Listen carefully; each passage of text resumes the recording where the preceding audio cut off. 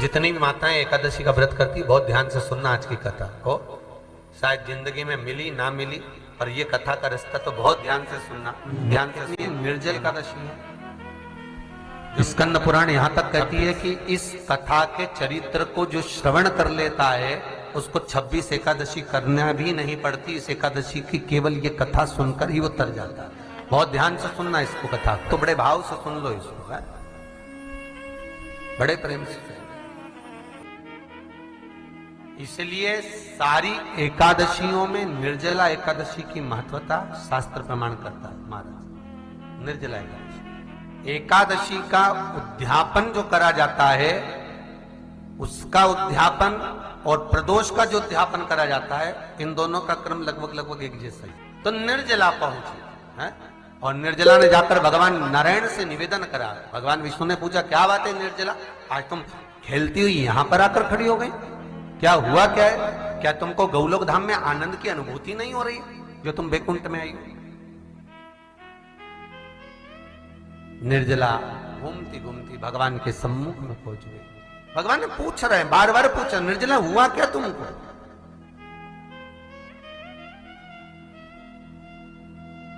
ए निर्जला, ए एकादशी, हुआ क्या है तुमको? क्या कारण है तुम्हारे यहां आने का, बैकुंठ पहुंचने का?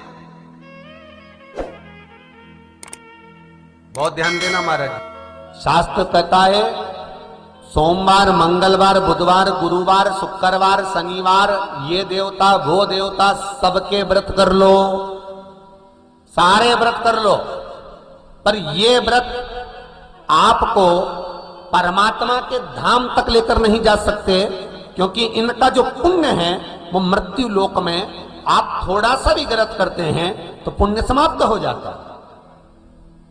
पर हिंदू धर्म के 3 व्रत ऐसे बता दिए जिन व्रतों का पुण्य समाप्त नहीं हुआ।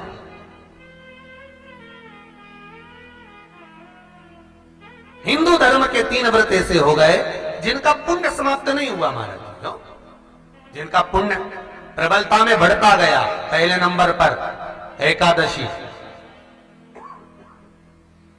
दूसरे नंबर पर प्रदोष, और तीसरे नंबर पर शिवरात्रि। एकादशी भी 26 है तो प्रदोष भी जम के बोलते जाओ 26 है। शिवरात्रि केवल 12,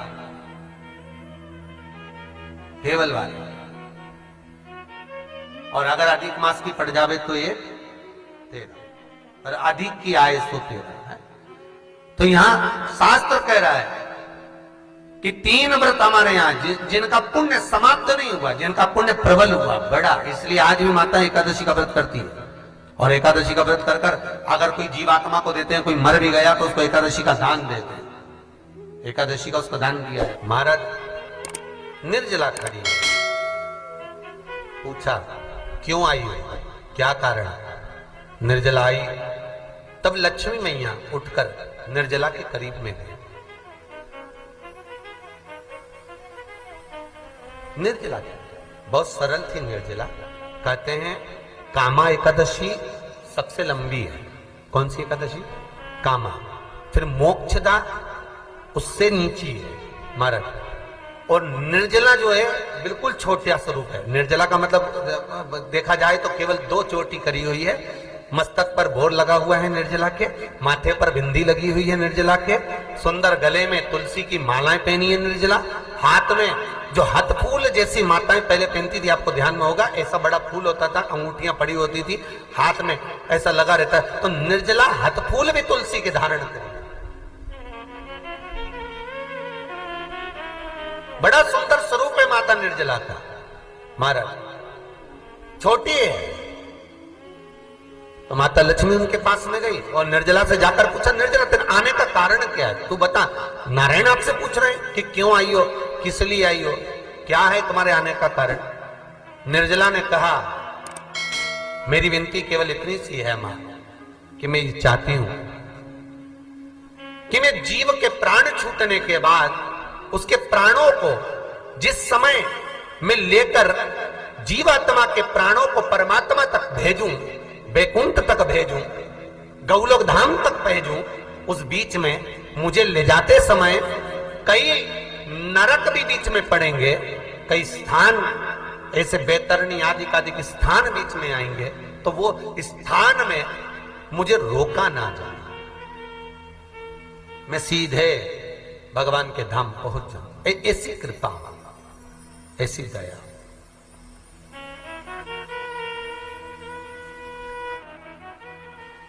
स्कंद पुराण यहां तक कहती है कि इस कथा के चरित्र को जो श्रवण कर लेता है उसको 26 एकादशी करना भी नहीं पड़ती। इस एकादशी की केवल ये कथा सुनकर ही वो तर जाता है। बहुत ध्यान से सुनना इसको, कथा को। सबसे पहला नियम एकादशी व्रत का, सबसे पहला नियम है कि आप जिस दिन व्रत करो उसके एक दिन पहले भक्ति का संचार इस हृदय में कर लो। भक्ति का संचार इस हृदय में कर लीजिए। जिस दिन आप व्रत करो, जैसे एकादशी का व्रत कर रहे हो तो दशमी के दिन शाम का समय जब आवे, रात्रि जब होने लगे, शाम का समय आवे और रात्रि का आप जब भोजन ग्रहण करो तो उस भोजन में कोई ऐसा पदार्थ ग्रहण मत करिए जिस पदार्थ के कारण आपकी एकादशी बिगड़ जाए।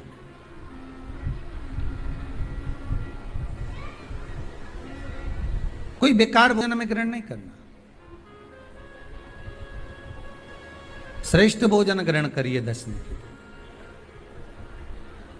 और एकादशी का दूसरा नियम बहुत ध्यान से सुनिएगा। जिस दिन आपकी एकादशी का व्रत हो उस दिन प्रयास करिएगा कि अपने हाथ से किसी भी वृक्ष की कोई पत्ती टूटे ना। अपने हाथ से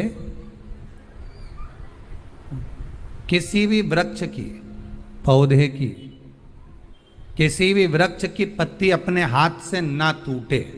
बहुत ध्यान दीजिएगा महाराज। एकादशी का ये दूसरा नियम है कि अपने हाथ से किसी पौधे की, किसी वृक्ष की, किसी डाली की कोई पत्ती टूटे ना, कोई पत्ती ना टूटे, इसका प्रयास करिए।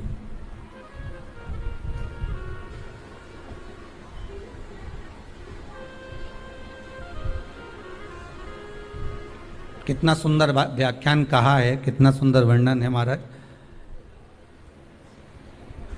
कि मात्र एकादशी का व्रत कर लेने पर, मात्र एकादशी का व्रत कर लेने पर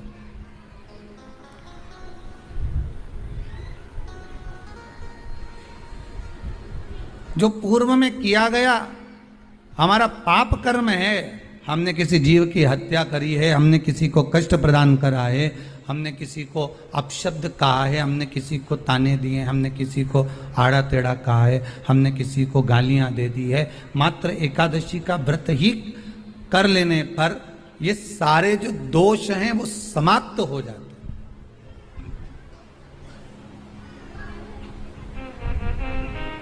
सारे दोष हमारे समाप्ति पर आ जाते हैं।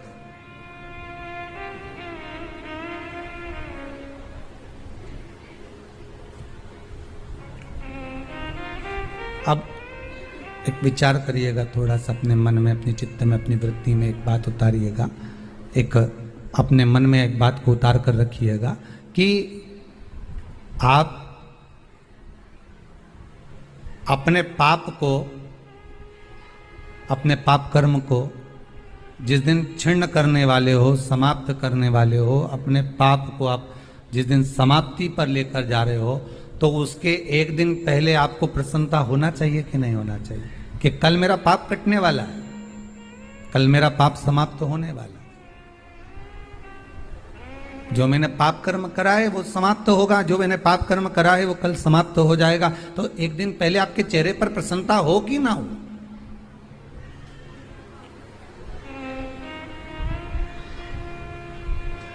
और चेहरे पर वो प्रसन्नता आपके आना चाहिए कि कल मेरा एकादशी का व्रत है, आज दशमी है, कल एकादशी का व्रत है, तो कल मेरी जब एकादशी का व्रत रहेगा तो मेरा ना जाने कितना कितना पाप, कितना असत्य, कितना झूठ, कितना प्रपंच वो समाप्त हो जाएगा। इसमें मुझे प्रसन्नता हो, इसमें मुझे आनंदता हो।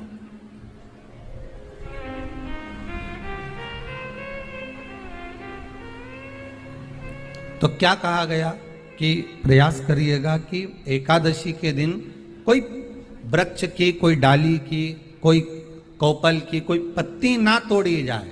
क्यों? तो कहा अगर उस पत्ती को हम तोड़ देते हैं, वृक्ष की पत्ती को या क्यारे में लगी हुई कोई डाली की पत्ती को हम तोड़ देते हैं, तो एकादशी का पुण्य फल प्राप्त नहीं होता। एकादशी का कोई फल हमारे खाते में नहीं जाता, पुण्य फल प्राप्त। अब फिर भले तुम चाहे तुमने मोरधन खाया हो, चाहे तुमने फिर चिप्स खाई हो, चाहे तुमने फिर व्रत का कितना ही सामान खा गए हो और तुमने सोचा कि आज मेरी एकादशी है, तो फिर उसका कोई फल प्राप्त नहीं है, उसका कोई सुख प्राप्त नहीं है आपको, फिर उसका कोई आनंद प्राप्त नहीं है आपको, तो उसमें कोई आनंद की अनुभूति आपको नहीं मिल रही। को याद रखिए, गौदान और एकादशी। श्रीमद् वल्लभाचार्य जी ने मायावत का खंडन करा था जगन्नाथपुरी में, और श्रीमद् वल्लभाचार्य जी ने कहा था एकादशी मरने के बाद मत दो, एकादशी जीते जी दो। कहा था कि नहीं कहा था? जीते जी दान करिए। इसलिए जगदीश में, जगन्नाथपुरी में एकादशी उल्टी लटकी हुई है। करें आपने दर्शन? जगदीश में एकादशी को उल्टा लटकाया। क्यों? क्योंकि वल्लभ ने कहा कि एकादशी जीते जी दो। कई पंडितों कहते हैं तुम्हारे दादाजी मर गए, जब 12वें का दिन होता है ना तो पंडित जी संकल्प छुड़ाते हैं, देव एकादशी। बड़े बेटे ने 5 दे दी, छोटी बहू ने 3 दे दी, उसने 2 दे दी, उसने 2 दे दी, तो क्या तुम्हारे दादाजी भिखारी थे जो तुम्हारी एकादशियां लेकर जाएंगे? और तुम कौन होते हो दादाजी को एकादशी देने वाले? तुमने कौन सा इतने पुण्य कर लिए जो तुमने एकादशी दे दी? एकादशी के दान की महत्वता श्रीमद् वल्लभाचार्य जी ने कहा कि कोई व्यक्ति अगर खटिया पर सड़ रहा है, पलंग पर तड़प रहा है, हॉस्पिटल में पड़ा हुआ है, तो निवेदन है कि उसको देखने जाओ तो अपनी करी हुई एकादशी में से 2 एकादशी का दान उसको तुरंत दे दो। क्यों? तो जिससे उसको मोक्ष मिल जाए, मरने के बाद नहीं। क्योंकि मरने के बाद तो वो 10वें के दिन, गरुड़ पुराण में लिखा है 10 दिन तक जीवात्मा घर की अटारी पे रहती है। कितने दिन? 10 दिन। 10 दिन के बाद जीवात्मा चली जाती है। कहां जाती है? उसको जहां जाना है। 3 दिन में उसको भोग भोगना पड़ता है जीवात्मा को। 3 दिन नरक का भोग भोगती है, उसके बाद स्वर्ग का भोग भोगती है। 18 दिन में ये प्रोसेस पूरी हो जाती है। कितने दिन? 18 दिन। 18 दिन के बाद में उस जीवात्मा को धान के खेत में पटका जाता है। किसके खेत में? धान के, चावल के खेत में। इसलिए कहते हैं एकादशी के दिन चावल मत खाओ। कहते कि नहीं कहते? और क्या कहते हैं? द्वादशी के दिन चावल खाना जरूरी है। एकादशी का पालना करना है तो द्वादशी को चावल का 1 ग्रास खाओ, तब द्वादशी को चावल खाओगे तो एकादशी लगेगी। चावल नहीं खाओगे तो एकादशी नहीं लगेगी। द्वादशी को चावल खाना जरूरी है। क्यों कहते हैं? क्योंकि धान के खेत में जीव को छोड़ा जाता है, उस धान के खेत में, चावल के खेत में जीवात्मा रहती है। उसको चिड़िया खाती है तो चिड़िया के रूप में जन्म लेता है, मनुष्य खाता है तो मनुष्य के रूप में जन्म लेता है। इसलिए एकादशी के दिन चावल नहीं खाया जाता, क्योंकि एकादशी के दिन हम चावल खाएंगे तो जीव हत्या का दोष लग जाएगा। फिर कब खाना है? द्वादशी के दिन। द्वादशी के दिन क्यों खाया जाता है? क्योंकि हम एकादशी के व्रत करे रहते हैं, और पहला घासा जब चावल का खाते हैं तो अपनी करी हुई एकादशी का पुण्य, जितने जीव हमारे मुंह में जाते हैं उनको उसका पुण्य मिल जाता है, और उनका फिर जन्म नहीं होता, वो तर जाते हैं, उनको एकादशी का भाग मिल जाता है। इसलिए कहते हैं एकादशी को चावल मत खाओ, पर द्वादशी को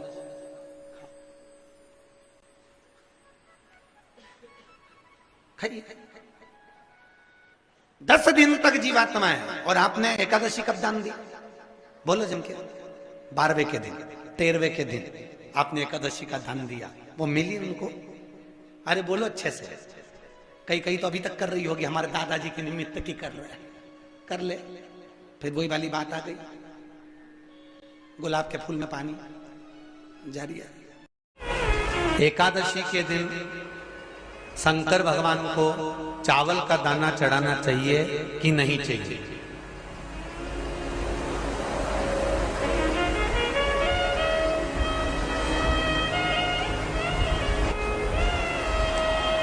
बीमार व्यक्ति से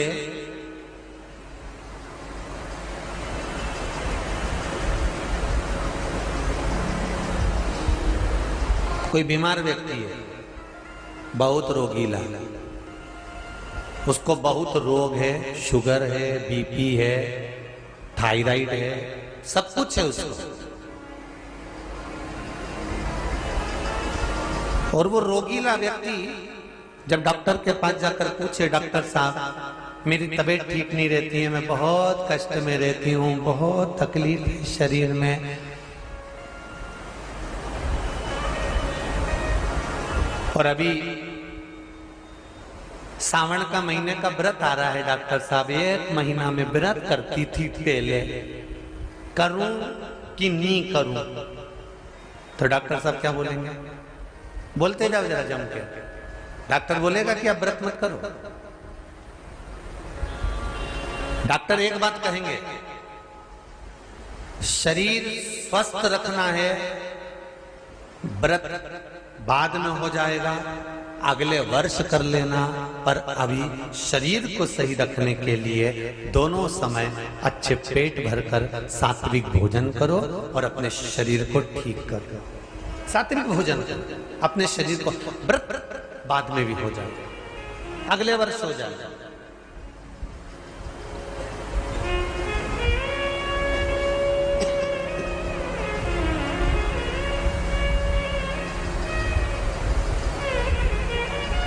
अभी तुम थोड़ा सवेरे 2 बिस्कुट ले लिया करो, सुबह नाश्ता ले लिया करो, भोजन ले लिया करो, फिर दोपहर में कुछ हल्का फुल्का लेकर थोड़ी थोड़ी देर में खाते रहना चाहिए हो।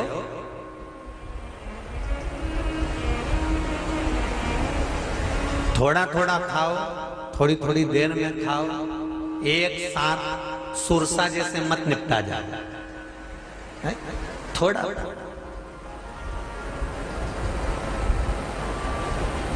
ज्यादा खाओगे और ज्यादा कमाओगे तो दूसरों को कष्ट नहीं होगा, कष्ट खुद को होगा। ज्यादा खाओगे अपाच्य हो जाएगा, रात की नींद उड़ जाएगी, शरीर में अच्छा नहीं लगेगा। ज्यादा कमाओगे, रात की नींद उड़ जाएगी, दुनिया की दृष्टि तुम पर पड़ जाएगी और तुम्हारी रातों की नींद। कमाओ भी उतना जितना खर्च कर सको और खाओ भी उतना जितना पचा सको। अति सर्वस्व वर्जक। डॉक्टर कहेंगे ये तुम्हारा व्रत जो है ना अगले साल कर लेना, इस साल मत करिए, इस साल तो आराम से भोजन वोजन करो तुम लोग, बढ़िया प्रेम से खाओ पिए। तो उसी तरह किसी ने पूछा कि चावल का दाना एकादशी पर भगवान शंकर को चढ़ा सकते हैं, चावल का दाना शंकर जी को चढ़ाते क्यों है, पहले तो वो समझ। बेलपत्री का तो महत्व आपको बार बार बताया कि बेलपत्री शिव जी को क्यों चढ़ाई जाती है, कहीं रोग के लिए, कहीं बीमारी के लिए, कहीं किस कार्य के लिए, कहीं कोई कार्य के लिए, कहीं कोई कार्य के लिए। चावल का दाना अगर हम शंकर भगवान को चढ़ा रहे हैं तो क्यों चढ़ा रहे हैं, उसका कारण क्या है? चावल का दाना शिव को चढ़ाने का केवल एक कारण रहता है कि चावल को अक्षत कहते हैं।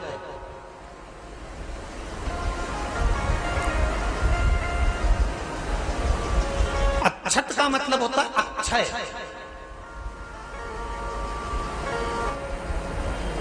उसका मतलब क्या होता है? अक्षय, जिसका कभी क्षय ना हो। जब हम भगवान शंकर को चावल का दाना चढ़ाते हैं, जैसे बहुत ध्यान दीजिएगा महाराज, बहुत समझने वाली बात है, बहुत ध्यान से।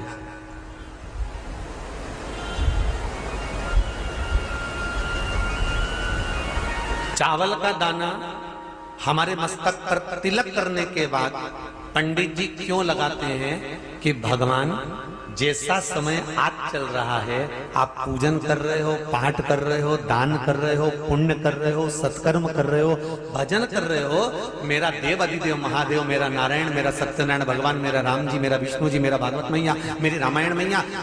ब्राह्मण मस्तक पर तिलक लगाने के बाद चावल इसलिए लगाता है कि जैसा समय आज चल रहा है, भगवान तुमको ऐसा ही समय बनाकर रखे और तुम ऐसे ही 4 चांद लगाते रहो, दान पुण्य संकीर्तन करते रहो। इसलिए मस्तक पर चावल का दाना लगाया जाए।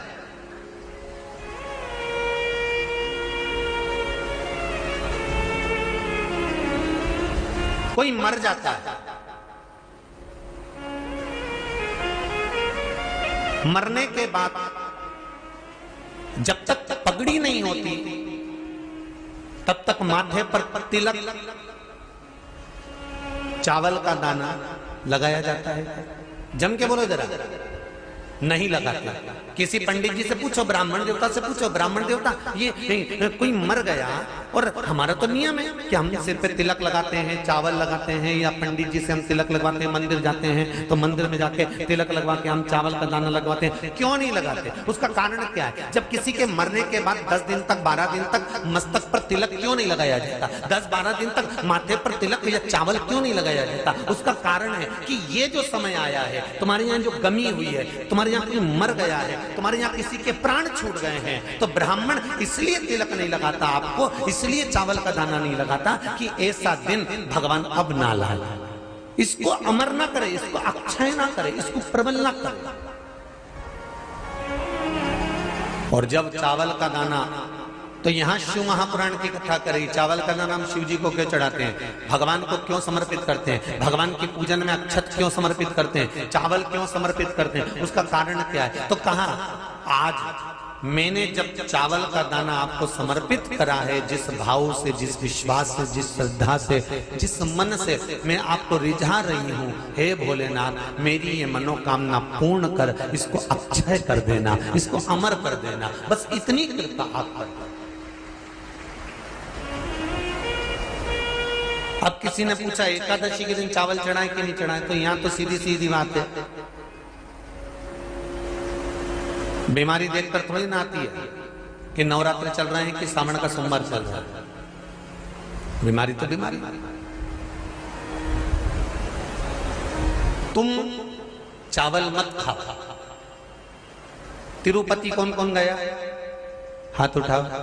ठीक है। जगन्नाथ जी कौन कौन गया? हाथ उठाओ। हाँ ठीक है। द्वारका जी कौन कौन गया? हाथ उठाओ। ठीक है। बद्रीनाथ कौन कौन गया? हाथ उठाओ।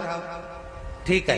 एकादशी के दिन कभी तुम बद्रीनाथ चले जाओ, एकादशी के दिन तुम द्वारका चले जाओ, एकादशी के दिन तुम तिरुपति चले जाओ, एकादशी के दिन तुम जगन्नाथ चले जाओ, एकादशी के दिन तुम्हारी मर्जी पड़े भगवान के किसी धाम में चले जाओ और भगवान को भोग लगाओ और उनकी थाली को झांक कर देखना, उसमें चावल जरूर मिलेगा। उसमें ऐसा नहीं है कि चावल नहीं मिलेगा। बद्री नारायण में भगवान को चावल का भोग लगा हुआ मिलेगा, द्वारका में चावल का भोग लगा हुआ मिलेगा, आपको जगन्नाथ में चावल का भोग लगा हुआ मिलेगा, तिरुपति में मिलेगा, द्वारकाधीश में मिलेगा, नाथद्वारा में मिलेगा, सांवरिया सेठ में मिलेगा, काकरोली जी में मिलेगा। आप जहां जाओगे वहां पर एकादशी के दिन भगवान को चावल आएगा, क्योंकि भगवान के लिए परहेज नहीं है। जो काम में डूबा हुआ है, जो आसक्ति में डूबा हुआ है, जो लोभ में डूबा हुआ है, जो वासनाओं में डूबा हुआ है, जो तृष्णा में डूबा हुआ है, और जो माता के गर्भ से जन्म लिया, एकादशी के दिन चावल उसको नहीं खाना। बहुत सुंदर संवाद है, ध्यान दीजिएगा। जिसके घर में कमाने वाले 2-4 हैं, पैसा तो आ रहा है पर घर में टिक नहीं रहा, डॉक्टर में, पुलिस में, एक्सीडेंट आदि में, कहीं गलत जगह पर व्यसन में अगर पैसा जा रहा है, जुए में, मांसाहार, मदिरा पान, या कहीं आया पैसा आने में कमी नहीं, आ रहा है पर टिक नहीं रहा, रुक नहीं रहा, कोई मांगने आ गया, दे दिया, फिर वहां से अपने पास नहीं आ रहा, अपन कह रहे हैं भैया हमारा पैसा लौटा दो, नहीं आ रहा। तो महाराज शिव महापुराण की कथा कहती है, एकादशी के दिन गंगा के जल में मात्र 7 बेलपत्री डालकर, जो नंदीश्वर भगवान अर्थात जो शंकर जी के शिवलिंग के सामने नंदी होता है, उस नंदी के चरण पर गंगा का जल चढ़ाकर बेलपत्री शिव पर समर्पित कर देता है, उसके घर में रुपया रुकना चालू हो जाता है, फिर वो गलत जगह पर नहीं जाता, गलत स्थान पर वो धन जाएगा ही नहीं। बेटा अगर व्यसन में पड़ा हुआ है, मदिरा पान में पड़ा हुआ है, मांसाहार में, जुए आदि में जा रहा है, तुम्हें लग रहा है कि मेरा बेटा गलत मार्ग पर जा रहा है, ये मित्र दोस्ती गलत हो रही है, वो सही जगह पर आ जाए। करना है एकादशी।